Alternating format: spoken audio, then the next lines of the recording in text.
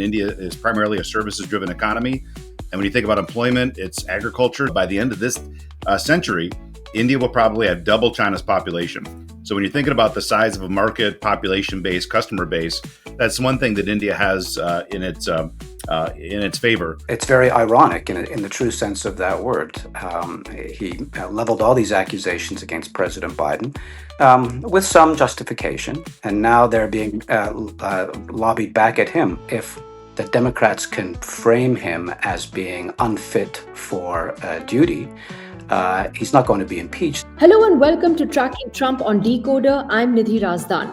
Well, this week we're looking at a couple of different issues surrounding President Trump. The first is a lot of speculation about his health. The 79-year-old president of the United States has been facing a lot of scrutiny over the fact that he's aging and perhaps not being quite truthful about the state of his health. So much so that he actually had the White House release the results of an MRI that he had recently done. But many say that raises more questions than it answers. Now, this is important because Trump has made the issue of age and health such a big issue versus the Democrats. And the New York Times reported recently that he's actually cut down on his public engagements. He's working fewer hours and has been seen dozing off more than once at public events, including in the last 48 hours, as you can see here, during a cabinet meeting. We'll be talking about that in just a little while from now.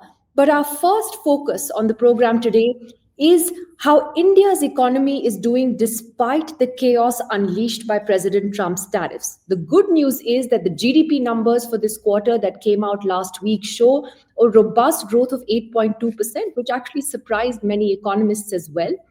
But is there more to these numbers at the end of the day? Because today, as we speak, the rupee has breached 90 with the dollar. And that is a big concern. There are other economic indicators which do show some concerns. They're contradictory in a sense. On one hand, you have 8.2% growth. On the other, there are other issues such as data on manufacturing, on consumption, which are causing concerns. But what is the long-term picture here? And is this an opportunity for India to, in a sense, really compete with China over the next 2-3 decades? Do we have it in us to actually beat China by 2047, which is the whole Viksit Bharat goal that the Prime Minister has set for the country? I'm very happy to welcome on the program today Richard Russo. He's the chair of the India and Emerging Asia Economies at the Center for Strategic and International Studies, that's the CSIS, in Washington, D.C. Thank you very much, Mr. Russo, for joining us. It's great to have you on the program. How did you look at this, GDP number, firstly, 8.2%, especially, as I said, at a time when so much upheaval is seen around the world thanks to these tariffs? Yeah, well, thankfully or unthankfully, I guess, it's important to first think about what are the components of India's economy. And unfortunately, manufacturing still remains kind of the laggard, right? I mean, India is primarily a services-driven economy. And when you think about employment, it's agriculture. So, when President Trump is using tariffs as a tool for various foreign policy goals, and India has been a very specific target of that, it does, at least I guess in kind of good news, hit what is the smallest part, the less important part of the Indian economy today. So, growth can still continue. When you think about global service centers, you've got a lot of data centers coming in, a lot of exciting things that are happening in areas that aren't covered by what Trump is doing on tariffs. But the downside of that, is that's the part that India wants to grow the fastest, right? Both in terms of creating low-skilled and semi-skilled jobs, in terms of helping India with its massive trade deficit with the world. So you don't want to squelch that when it's just starting to take off. You see some big announcements by global investors, but at least in terms of India's economic growth, it is the smallest part of the economy. So that's been, I think, bucketized to some extent, and obviously with India's growth rate doing pretty well even despite the tariff headwinds. You have been tracking India's economy and the geopolitical situation so closely for such a long time now. And what do you make of the fact that, as I said in my introduction as well, that some of these numbers are also very contradictory? As I said, on one hand, you have this 8.2% growth, but you also have, for example, I'm looking at industrial performance numbers, which were down. Consumer goods production growth was just 1.3% during the quarter. Industrial production growth averaged just 3.5% in the first half, contrasting with strong 8.5% GVA growth. Power consumption grew only 1%. Petrol consumption only modestly at 2.3%. Now, all of these indicate that there are strains in this growth story as well.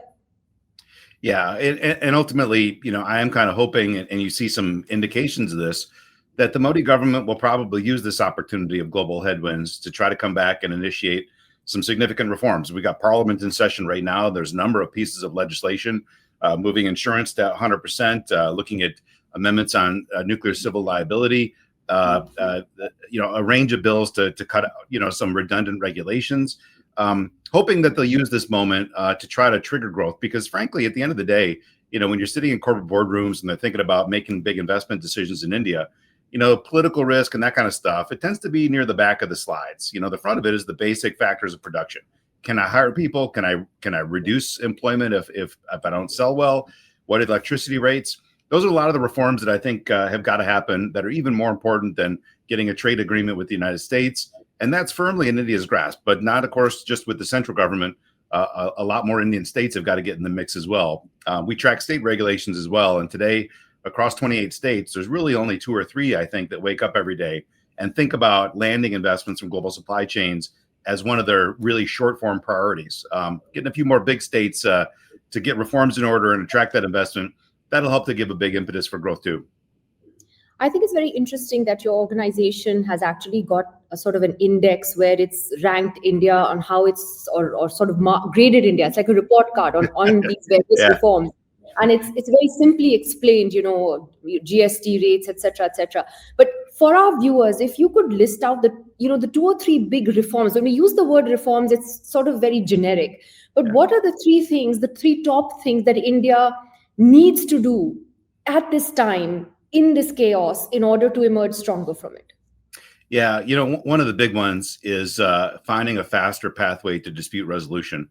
It's frightening to companies, especially smaller companies that don't have the financial wherewithal to hire the big firms in India. If you've got a dispute, it might be your grandkids that are going to see remediation of that dispute. And that is a serious impediment to being able to grow and do business, because you can't trust the legal system. Therefore, what do you have to fall back on if something goes wrong? The basics, on acquisition of land still remains a very non-transparent part of doing business in India.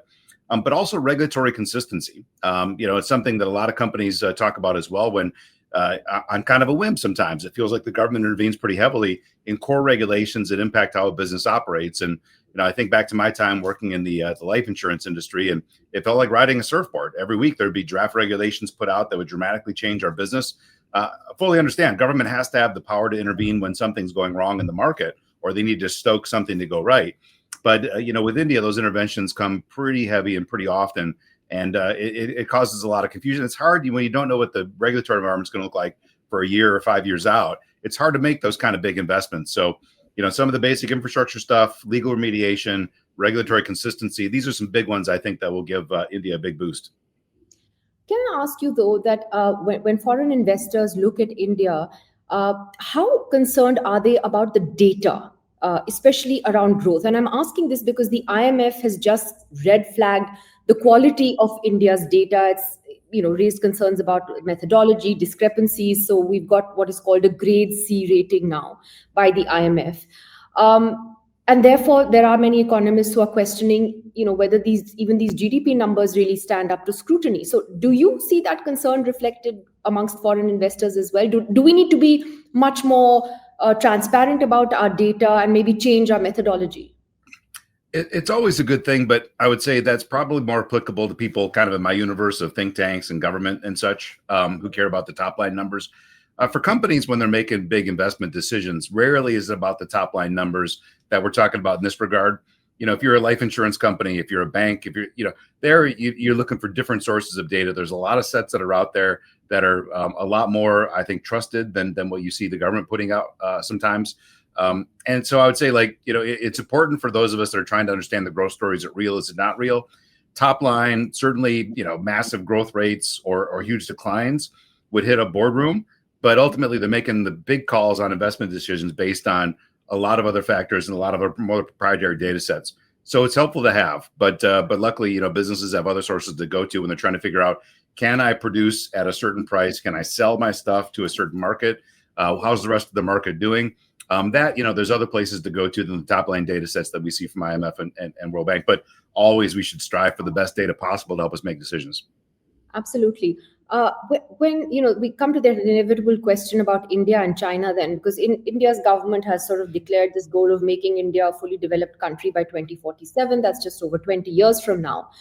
What would that entail, according to you? And especially when you look at the India-China story, I think, to put it very crudely, does India have what it takes to surpass China in the next 20 years? Yeah, I mean, the main factor that's moving helpfully in India's direction is this massive population decline that China is about to go through. The long-term impacts of the one China policy. I mean, it's astounding still, and I still see people's eyebrows raised when I bring it up. But by the end of this century, India will probably have double China's population. So when you're thinking about the size of a market, population base, customer base, that's one thing that India has in its favor. The second thing, is a lot less security risk. We look at China as our great rival, and so you don't see a massive number of American companies that are choosing India as that other place to make big investments. But I think that'll change over time as it gets easier to do business and the market opportunities continue to grow. But they're going to be looking for other options. But I think, for India's own growth story, the thing that gives me encouragement, when I think about the biggest impediment to India really taking off and accelerating, it tends to be at the state level. Most state governments are elected by poor farmers that just want a basic subsistence living, and any government that tries to change that at the state level, tends to get voted out. Cities tend to be the places that launch countries into different economic trajectories. And right now, cities, for the most part in India, are starved to pay for rural subsidies. But over the next 15 years, you're going to see more states start to have majority urban populations. Urban centers are going to become the major voting base that the state governments have to cater to. And then cities like Bangalore and Gurgaon are no longer going to be kind of squelched. They're going to be encouraged and grown in consummation with what the private sector is trying to do. So I think those three factors, China's population decline, the fact that there's security concerns about China we don't have with India, and urbanization, those are three factors I think that play pretty well in India's favor. Can I though ask you one quick follow-up before we wrap this up, which is that we are facing a huge air pollution crisis in the entire country at the moment. I'm sitting in Delhi, which is a gas chamber. The quality of air is toxic in Mumbai, our financial capital, and across so many other cities. Would we not have to clean this up as well if we really strive to sort of surpass China, which beat its air crisis a long time ago? I mean, is this not a fundamental issue to our growth and development? I don't know that I would say it's fundamental. I think a lot of countries that have went through a high growth phase have seen similar sources of similar levels of pollution, not the same sources though, right? Because unfortunately, it's not industrial pollution for the most part. Industrial pollution is a relatively small portion. It's burning of fields and things that well. It's road dust and things like that. As India moves towards renewable energy, as they move towards electric mobility, these things are certainly going to help. But some of the other factors on crop burning and such, it's just a hard thing to tackle. How do you make it commercially viable for farmers to choose alternative methods for pulling up roots, after the growing season is over? But overall, I think back when I was a child and we thought about Los Angeles in the United States, which had heavy smog. You think about China 10, 15 years ago, it feels like it's an issue that is almost insurmountable. And yet many other countries have been able to do so through concerted action. So certainly a lot more has to be done. I know a lot of foreign expats that are thinking about taking over operations in India. They don't want to live in the north and bring kids there primarily for that very same reason. But luckily other countries have overcome that. So hopefully, again, with crop burning and things, they can finally get their arms around it and make it a lot more pleasant place to live. Richard Russo, thank you very much for joining us and giving us a great perspective on where the India story stands and especially the view from Washington at the moment. Thank you for joining us. Yeah, appreciate having me. Well, our other big focus on tracking Trump today is the speculation about President Trump's health. At the age of 79, he is actually the oldest person ever to have been elected to office, which is very different from Joe Biden, who ended up being the oldest serving president in office. And if you remember, during the campaign for the general elections in the US, Trump repeatedly took digs and continues to do so at President Biden's age, his failing health. And today, he himself finds a lot of scrutiny about his own health. Mr. Trump has been seen several times dozing off at public events, including in the last 48 hours at a cabinet meeting. You can see him sitting next to Secretary of State Marco Rubio and dozing off. And that has come in the backdrop of increasing reports that the president has been making fewer public appearances at home, that he's shortened his daily schedule. This is something the New York Times recently reported. He also released the details of an MRI report that he had done in October, but many say that raised more questions than it answered. So, what does all of this mean? Why does this matter? Why is this so politically significant, especially in the US? Professor Andrew Latham is a well known political scientist. He joins us from Minneapolis in the United States. Thank you very much, Professor Latham, for joining us. So tell us, how significant are these concerns about President Trump's health, and why does this matter so much? Well, it matters politically, especially because President Trump weaponized this himself versus President Biden not too long ago. There are real questions. It's a very demanding job, obviously, and a very consequential job. He literally has his finger on the nuclear trigger, for example. And so to be in the best of cognitive health, psychological health, is important. And as one gets older, of course, the possibilities amplify that things can go wrong cognitively.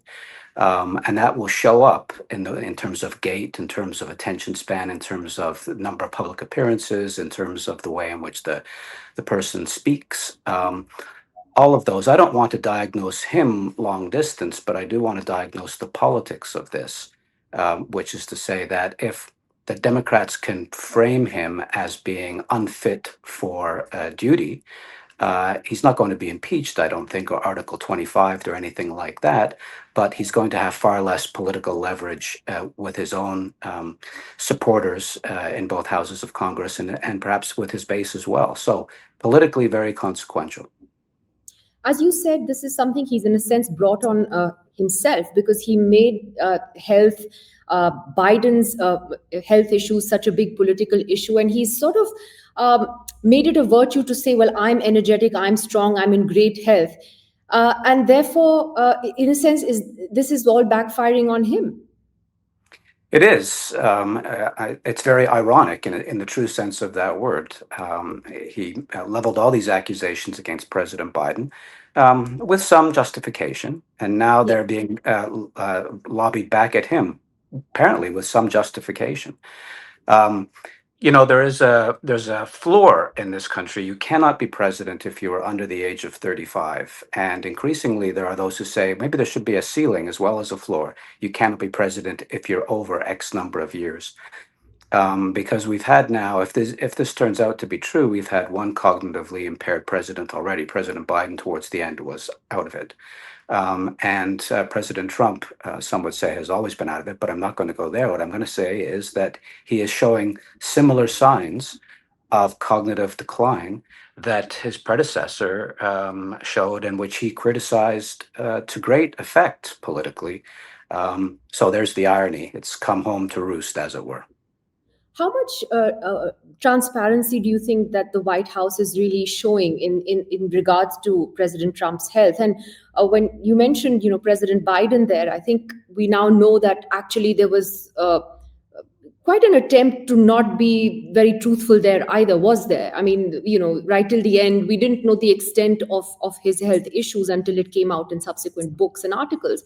But from this White House as well, are you seeing a similar attempt to sort of cover this up? Or, I mean, do you believe what they're telling you? Do people believe what the White House is telling them?